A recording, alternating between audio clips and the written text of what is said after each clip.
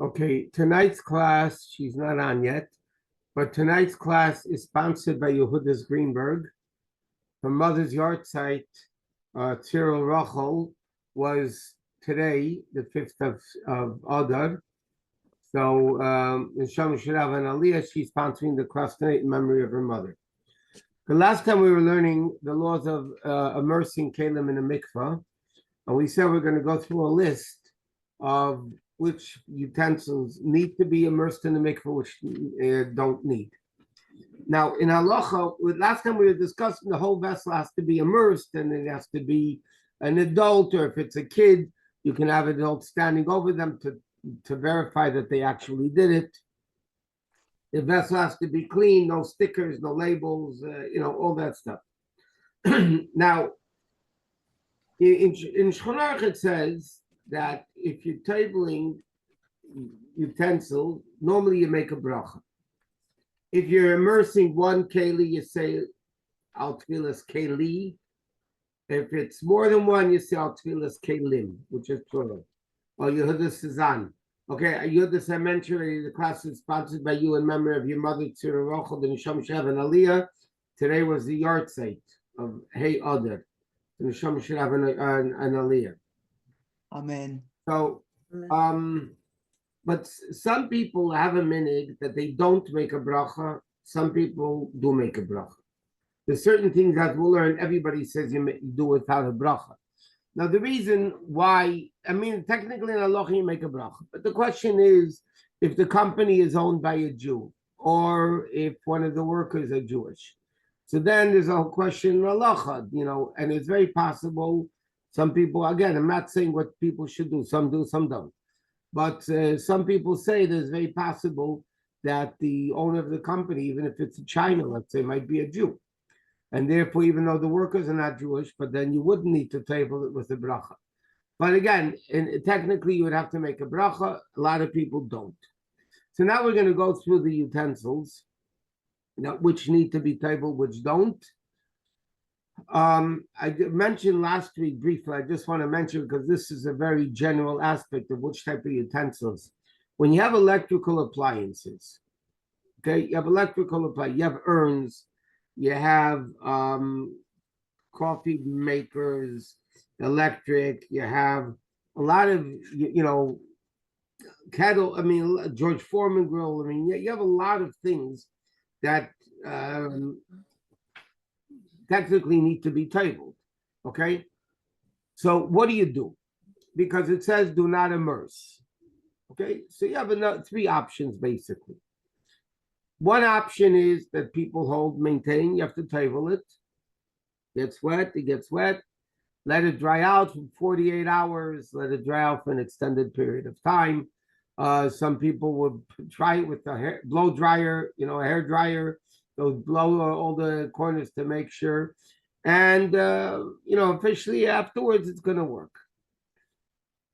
Rabbi Yosef Feinstein says that you need to table everything but the electrical part. Everything but the electrical part. So you put everything else in, but the electrical part you leave out. And there's an advice in the Mechitz Yitzchak, we mentioned this last week, that you give it to a guy because it then is a utensil that you borrow from a non-Jew does not need to be immersed. So normally you're not allowed to do it, but in this case, it's like a time of need because you can't immerse it because it says it's going to get ruined. So he holds what you do is you give it as a present to the non-Jew. They have to pick it up. They have to acquire it. It has to become theirs. Then you borrow it back indefinitely. Because it's not yours, it's theirs. You're borrowing it back from them. So therefore he holds that's a way of getting out of having to immerse it in a mikveh. So now we're going to go through an alphabetical list, like we do products in Pesach, of things that need to be tabled, things that don't need to be tabled. Okay, so you have the disposable aluminum pans. So disposable aluminum pans, the custom is you don't table them. But if they're going to be reused many times, according to many opinions, they need to be tabled. They need to be immersed because it's metal. So if you're using it once, it's made to be disposable, so then you throw it out and finish. If you're going to reuse it, many opinions say you have to immerse it. There are opinions that say you still don't, even if you're going to use it a number of times. The reason for that is because it's made as a disposable thing, so it's not really a utensil to begin with. Apple core. Okay, but let me just give one more introduction here. Anything that touches food needs to be immersed in the mikveh, if it's the right materials. Now, right materials is basically you have anything of metal or glass. Those are the utensils that need to be tabled. If it's made out of wood, it does not have to be tabled. But if you have, let's say, a challah cutting board, that's a wooden cutting board, but there's metal on it, a lot of the night. So let's say you have a regular cutting board, okay, that you cut meat on or whatever. Because it's wood, wood does not have to be immersed in the mikveh, even though it's touching the food. Ceramic things don't have to be tabled. But if it's glazed, glass does need to be tabled. So if you have a mug that's ceramic but is glazed, then it needs to be tabled. So an apple core needs to be tabled if it's metal. Cookie sheet, if it's metal, needs to be tabled. Now here's an interesting thing, a barbecue grill. You have oven racks and you have a barbecue grill. Now there's an interesting difference. Normally oven racks, the food doesn't touch it. In an oven, you cook in a pan, or in a pot, or whatever in a pan. So therefore, oven racks don't have to be immersed in the mikveh because the food is not coming directly in touch with it. But if you have a broiler, the broiler pan that the meat is directly on, that needs to be immersed in the mikveh. If you have a barbecue grill, the grill is, the food's on the grill. So any part of the barbecue that food is touching needs to be tabled in the mikveh, and it's metal. I mean, it's biblical obligation to table it. So again, oven racks don't have to be tabled because the food doesn't touch it. Barbecue, the broiler pan that food rests directly on, you need to table it. Barbecue grills also need to be tabled. A blech that you cover the stove with on Shabbos, even though it's metal, but no, you don't put food on it. So if you don't put food on it, it doesn't need to be tabled. A blender and a mixer. So the glass and metal bowl, metal blades, or all the other attachments need to be tabled. The blender itself, okay, that the food is not touching, that you don't need to table because the food's not touching it. So let's say you have a blender, you have the base of the blender, then you put the container on it with the blades. So the blades need to be tabled. The blender needs the glass container, if it's glass, needs to be tabled. The machine itself doesn't need to be tabled. Another thing I want to mention, also a general rule, halachically, anything made out of plastic does not need to be tabled. Halachically. And many people, and that's our custom also, it's not an official Chabad custom, but this is what we do in Chabad, generally speaking, that if it's a hard plastic, in other words, not those cheap plastic cups that you throw out. I'm saying if you have a Tupperware container or hard plastic things that you use, our custom is if it's a hard plastic that you reuse, our custom is to table it in the mikveh. Again, halachically, it doesn't have to be immersed in the mikveh, but our custom is to table it. Okay, bottle, again, if it's metal or glass, needs to be tabled. Cake plate, again, needs to be tabled.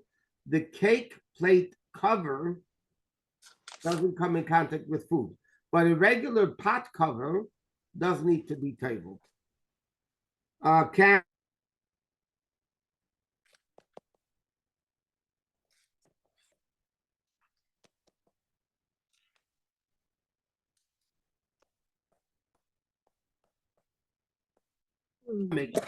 Blade is metal.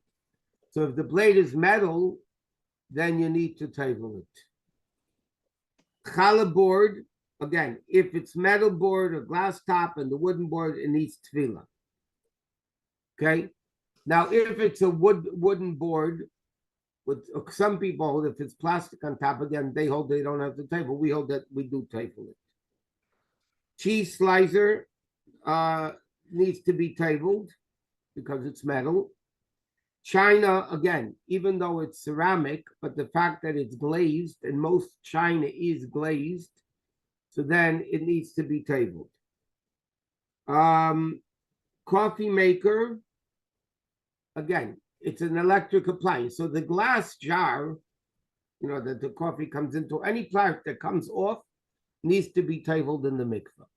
The machine itself, again, like we said, you have the three options. You can give it to the guy or things like that. Colander, if it's metal, needs to be tabled. Cookie cutter is like this. If, again, we said anything that comes in contact with edible food. So if you're cutting, if the cookie cutter is used to cut, let's say, raw dough that's not baked yet, so that's not food. But if you're using a cookie cutter to cut edible things, then you would need to table the cookie cutter. Cookie sheet, we said you need to table it. Corel plates, again, most people say Corel dishes should be tabled in the mikveh because they're glazed. It's a synthetic material, but because they're glazed, because of the glaze, they should be immersed in the mikveh. Corkscrew does not have to be tabled. Crock pot, okay. Now, if you have most crock pots today come with the insert that comes out. So because, again, the insert, granted, is ceramic, but it's glazed. So the inside of a crock pot needs to be tabled. The crock pot itself doesn't have to be tabled in the mikveh because it doesn't touch the food. Cup or mug, we said, needs to be tabled. Cupcake muffin pan needs to be tabled. Cutlery needs to be tabled. Any cutlery needs to be tabled. Cutting board, again, if it's metal or glass, it needs to be tabled. Our custom is, even if it's plastic, we table it. Dishes, again, if the dishes are metal, glass, or glazed, they should be tabled. Your dish rack does not need to be tabled because it doesn't come in contact with food. Egg slicer needs to be tabled. Flour sifter does not need to be tabled because flour is not edible. Frying pan needs to be tabled, especially, if it's metal. George Foreman grill, again, it's the same thing of an electrical appliance. It's like, but over here it's electric and the grill doesn't come off. So again, you have to give it to the guy or, table everything but that. Glasses, metal or glass need to be tabled. Grater, which is metal, needs to be tabled. Hot plate does not need to be tabled because the food doesn't go on, touch the hot plate. You always put it on a dish on top of a hot plate. Ice cream scooper needs to be tabled. Immersion blender, anything that's movable needs to be tabled. Kettle, metal or glass needs to be tabled with tabled. Kiddush cup needs to be tabled. Now, if a Kiddush cup is made in Israel, then you can assume you don't need to table it. But if it's sold in Israel, but it's made in China, you know what they say, God made heaven and earth, everything else is made in China. But if it's, I don't know what the tariffs, I don't know what's going to be now, but we'll find out when that happens. But Becher's Kiddush cups that come from Israel, if they're manufactured in Israel, you can assume they don't have to be tabled. If it's just because they're sold in Israel, but made in China or anywhere else, then they would need to be tabled. Knife sharpener does not need to be tabled because, again, the food is not touching it. Ladle needs to be tabled. Measuring spoon needs to be tabled. Meat grinder needs to be tabled. Meat thermometer, because it's not touching you're not using with food. It does not have to be tabled. Medicine spoon needs to be tabled. Melon baller, the things that you make balls out of there, needs to be tabled. Microwave, the microwave turntable. So again, if you put food directly on the turntable in the microwave, you need to table it because it's glass and you're putting food directly on it. If you never put food on it, it's always on a plate or something else, then you don't need to table it. Nutcracker that you use at the table needs to be tabled. Oven racks, we said no. Pepper mill needs to be tabled. Peeler, if usually the blade is metal, you need to table it. Plastic, again, most Sfardim you'll see plastic does not need to be tabled. Our custom is that we do table plastic. Obviously, even if you make a bracha, usually you don't make a bracha on plastic. Popcorn maker, pot, metal or glass. Pot cover needs to be tabled. Pyrex needs to be tabled. Roasting pan needs to be tabled. Rolling pin, because it's all wood and it's really not touching anything that's edible, so it doesn't need to be tabled. Salt shaker, a salt shaker needs to be tabled. Now they write an interesting thing. Again, going with the opinion that they hold you don't have to table plastic. What happens if you have a metal cover on a plastic salt shaker? So then they write, then the metal cap needs to be tabled. But again, our custom is we table it all. And you have to make sure, by the way, that the salt shaker is completely dry, because otherwise, it's not going to happen. A sandwich maker needs to table with the bracha. Poultry scissors or shears need to be, if they're using it for edible food, then you have to table it. If you're only using it for raw food, again, because it's not edible, it's not touching anything edible, you do not need to table it. A sieve needs to be tabled. Sink racks do not need to be tabled. Dish racks do not need to be tabled. A spoon rest, what you just put the spoons on, doesn't need to be tabled. Storage container, okay. If it's, poskim, right, you need to table it. If the container is not brought to the table for meals, you should table it. A sugar bowl, if it's metal or glass, needs to be tabled. Teflon coated pans need to be tabled. Thermos needs to be tabled, okay, because it's glass and metal. But you don't have to take out the glass from the thermos. You can't anyway. A toaster. See, here's another issue. What happens if you have a toast? Not a toaster oven. I'm talking about a toaster that you put in 2 slices of bread or 4 slices of bread, whatever. That needs to be tabled because it's coming in contact directly with food, with the bread. Now, again, you can't table it unless you want to table it and let it dry out for a few days and hope that it's still going to work. Or you have to give it to a guy, because you can't table anything but the electric part. The whole thing is electric.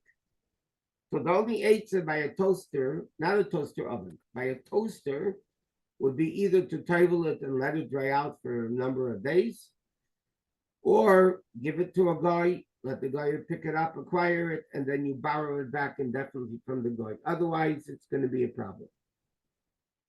Toaster oven, the rack and the tray, okay, that food directly touches in the toaster oven, needs the racks and the tray then needs to be tabled. It needs to be tabled.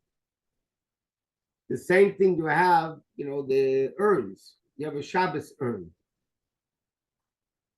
So some of them, by the way, it's interesting. Some of the urns they have nowadays with the Shabbos mode in the urns, a lot of them are made in Israel. So if they're made in Israel, then you wouldn't have to table it because we can assume it's a Jewish company.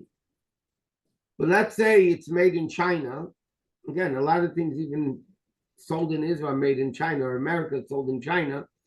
So if it's made in a different country, not Israel, so the urn needs to be tabled in the mikveh. But again, you can't table it, you're going to ruin it. So you have one of the three options of how to table, but ideally you really need to be able to table it. Waffle maker, again, the waffles touch the maker itself, it needs to be tabled. Warming tray does not need to be tabled because you're not putting food directly on the warming tray. You put it on a pan on the warming tray. The washing cup, that you use to wash your bread into sedayim or negovas or whatever, does not need to be tabled because, again, it's not coming in contact with food. All it is coming in, you're washing your hands with it. So it doesn't need to be tabled. A wooden cask, again, does not need to be tabled because it's wood. But if it has metal straps and there's metal on it, then you need to table it. Okay, so I just went through a list, basically, of some of the books that come out with the lists of things that need to be tabled. But again, you have to be extremely careful of the racks inside the oven. Sometimes you put directly, if the racks in the oven, you put bread directly on it, then we said before, then you would have to table it. The reason why oven racks, it says in halacha, don't need to be tabled is because people, generally speaking, don't put food directly on the oven rack. But if you do, then it's not any different than a barbecue grill. It's not any different than a broiler pan. It's not any different than a toaster oven that you put food, pizza or things like that. And the same thing with the microwave. The rounded glass of the microwave needs to be tabled because people do put food directly on it. Okay, let me see what else there is in this tabling thing.